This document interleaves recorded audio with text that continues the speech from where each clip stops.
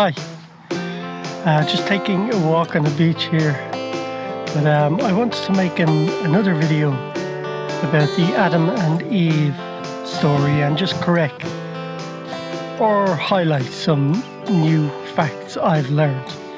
So, after making my first video, I began a search on YouTube for Adam and Eve scriptures from the Genesis that refer to Adam and Eve. Anyhow, I came across two books called, I think, Book 1 and Book 2 of Adam and Eve. And they were compiled together in a 4-hour video. And so I watched or listened to that. And when I did that, I wondered why some of those details were not in the Bible. And that's because they were not included in the Old Testament. So my past videos refer to the book of Adam and Eve. Book 1 and Book 2, I think it is, of Adam and Eve. And those books, they think they were written 200 or 300 years after Christ's death, and that they had historical significance but are not considered holy writings. However, what they do is they help us to have a story of what happened to Adam and Eve after they left the Garden of Eden. And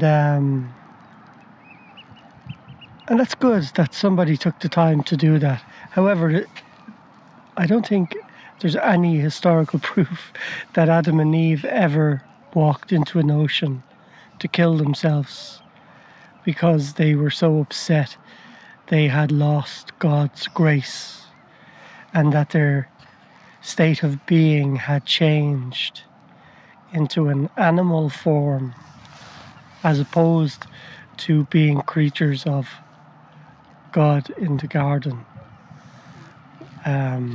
They were now subjected to the reality of living in a body, in a physical body that would eventually die. And with that in mind, those books were kind of written to explain how that affected their lives. And what's really interesting is Satan remains in their life, and that's important because Satan is in the world today. And if he is in the world today and he deceived Adam and Eve, then when they were taken out of the garden, it's fair enough to say that Satan remained a torment in their lives. So I said I would fix things as I learn new things, so that clears up the last videos for anybody who's watching. But or if somebody watches in the future, you know. So the channel is pretty new, but I've decided I could take those videos down if I wanted to and make myself look a little bit smarter and more studied. But I didn't, and I don't want to do that. I'm going to leave them there. I think I've made some good points in them, in those videos. And the story, the Adam and Eve books that give an explanation as to what happened to them after they left the garden are important books anyhow, because they create a psychological framework that helps us to understand the beginning of humanity, you know. And the books also talk about how Cain, after he'd murdered his brother, moved to a new land and became the father of his own race of people.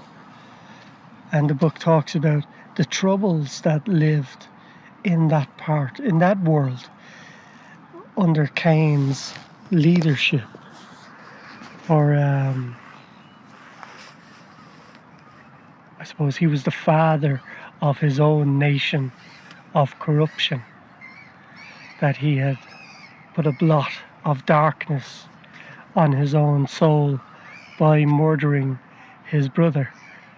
And that then informed him and his children from that time to now. And that's partly goes back to, it kind of explains why a psychologist might consider a narcissist to be somebody who has the blood of Cain, and where that idea and that kind of thinking comes from. And it ties into a lot of other things, because we are built on stories we create in our mind. Our understanding of the world is built on memories of experiences we've had, and those memories are installed in our brain like stories. They're like little written stories that we get to narrate when we look back over a memory and try to recall something. And so so I wanted to say that. But they also triggered another thing in relation to the future faking that I wanted to speak about. And the future faking is understanding future faking.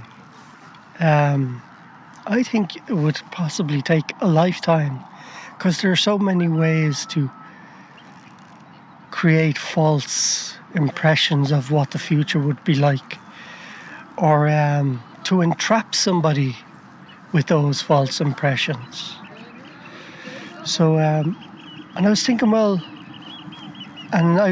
about my own experience. So I created a little story I'd like to tell you.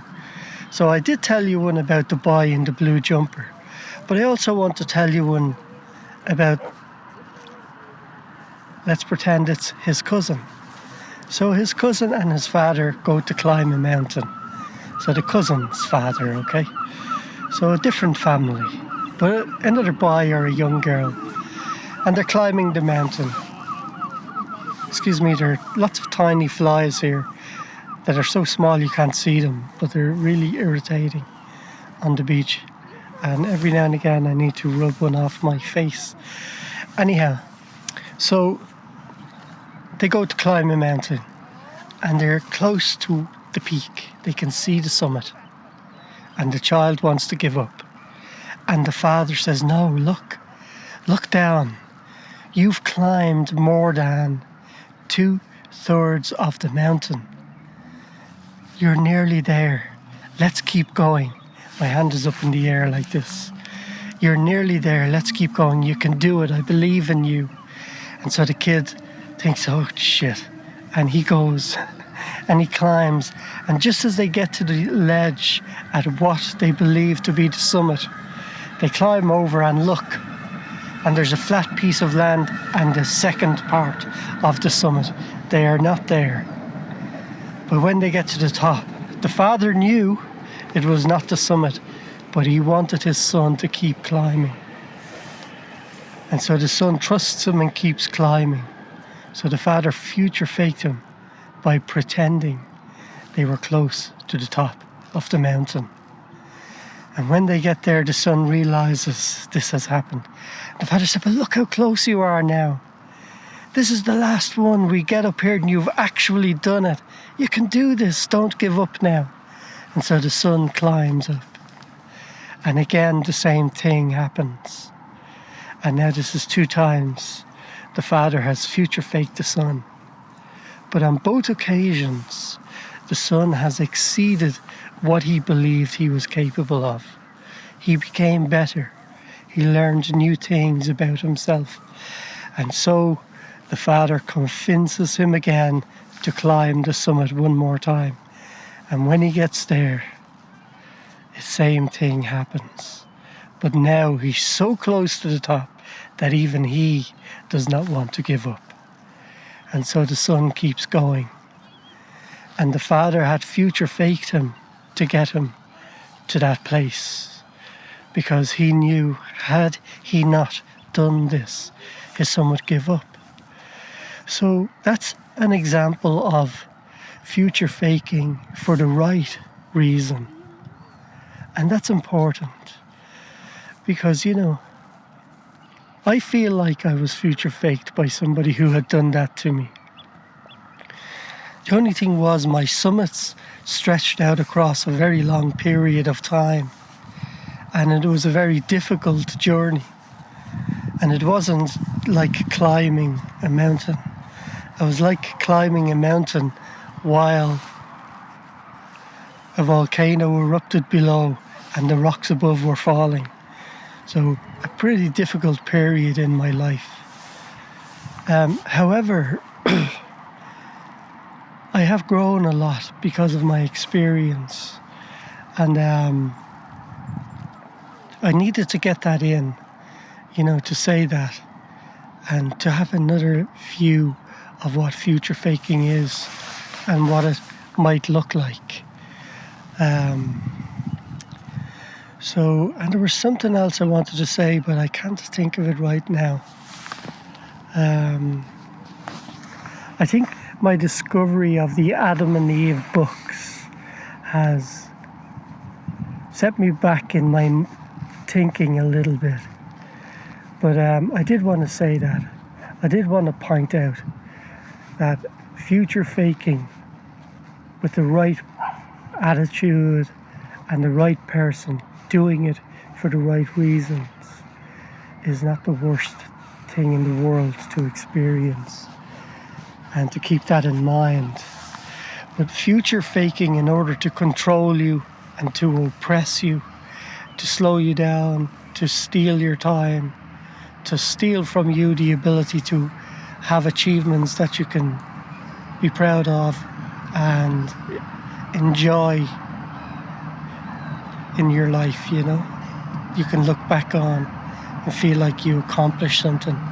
Anybody who is future faking you in order to slow you down or to trip you up or to get in the way or to distract you and derail you,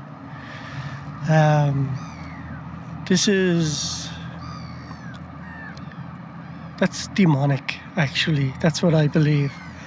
I believe to do something like that with having a deliberate intention of damaging a person's possibilities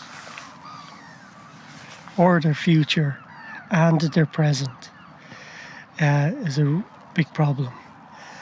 And I just remembered the other thing I wanted to say about future faking from the negative view of future faking. Excuse me. For the last few weeks I've had congestion that I've not been able to clear. But I wanted to address future faking. What happens in our mind when we are future faked?